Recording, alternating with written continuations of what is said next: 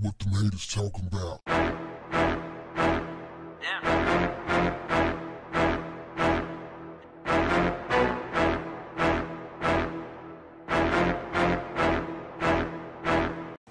What's up, family? I came across a video of a woman who was offering some commentary on a young man who was standing outside of a store selling pictures that he drew. She was trying to encourage people to come to the corner of Fairmount and Gratiot in Detroit, Michigan, and support the boy, because she appreciated the fact that he could have been out there doing anything. He could have been stealing, smoking weed, but he was hustling the right way. So she said she only had 12 bucks, but she gave him 5 of it. I can appreciate that. As a young man who was once out in the streets, always trying to get some work, it was hard to find work as a youngster. So I often did odd jobs. I'm talking about asking people, could I pump their gas? I did landscaping from the time I was 10 years old to 18 with my godfather, who was a pastor, a Baptist pastor. What else did I do? As a kid, swept floors, cleaned soda bottles, a number of other odd jobs, sold a newspaper, all the regular stuff.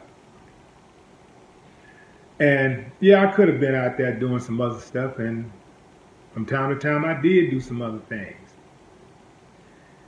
What caught my attention about this was I saw myself in this youngster trying to earn an honest living, doing the right thing. At some point I got off track, but I always had in the back of my mind what you call that delayed gratification. You got instant gratification, and then you have delayed gratification.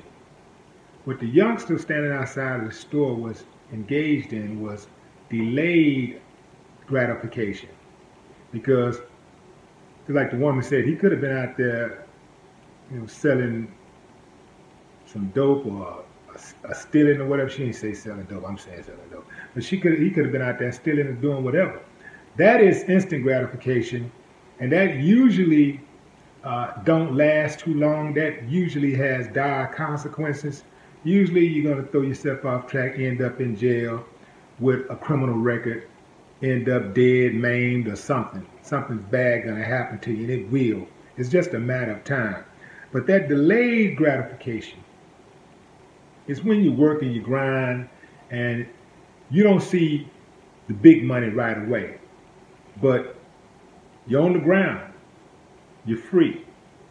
You don't have the system on your back. You don't have that jacket on your back. And your options are in front of you are limitless. The moment you start looking for that instant gratification, you know what? I ain't even got to tell y'all. All y'all got to do is think about everybody you've ever known who went after the instant gratification. At any point in life, the instant gratification always gets you caught up.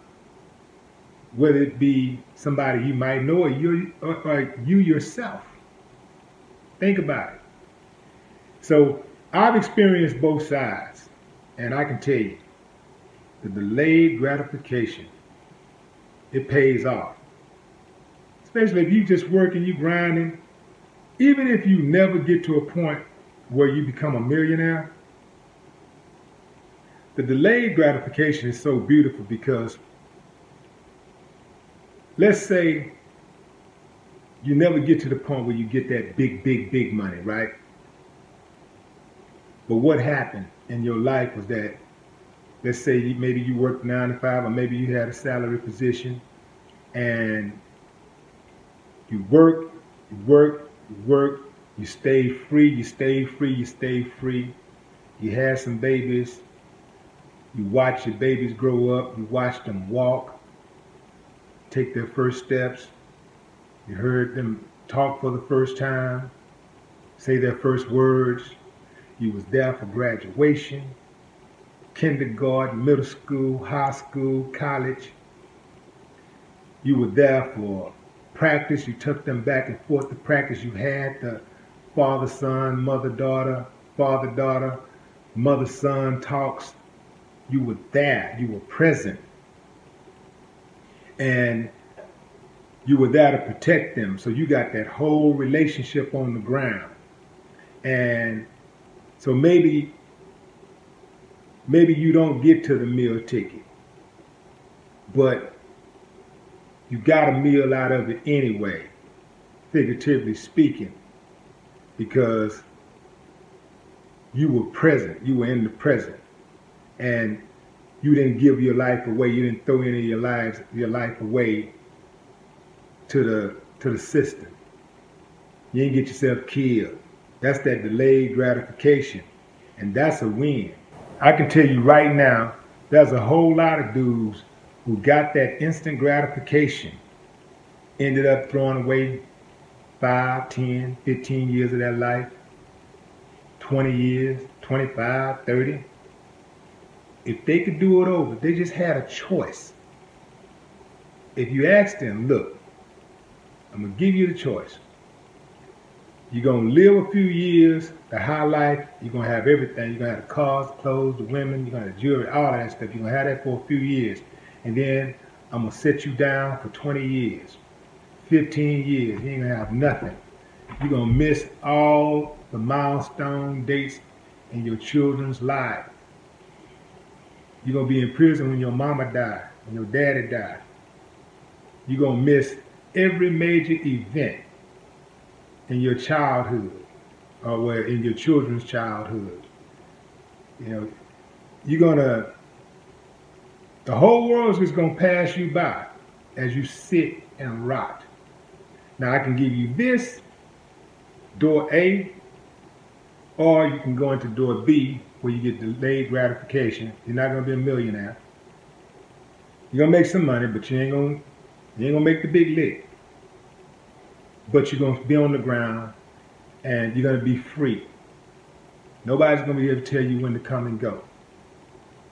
You're going to be your own man. You're going to call your own shots. You're going to be able to watch your children grow up. You're going to be able to come and go as you please. You're going to be able to make all of the major class reunions, the parties, the vacations, the trips. You're going to be able to see things. You're going to be able to experience things. Which one you want? I can guarantee you every last one of them. Well, damn near, because there's some really, really off people in the world. So I'll say damn near every last one of them would choose door B. But I will say this. She said that he could be doing anything. He could have been out stealing. He could be smoking weed. The thing is this.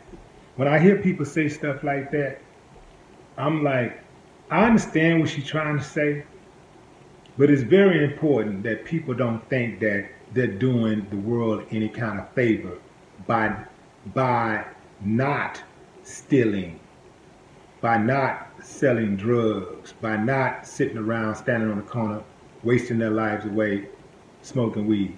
They're not doing the world any kind of favor. They're doing themselves a favor. So let's keep that in mind. A little perspective. But I can definitely relate to helping the youngsters out.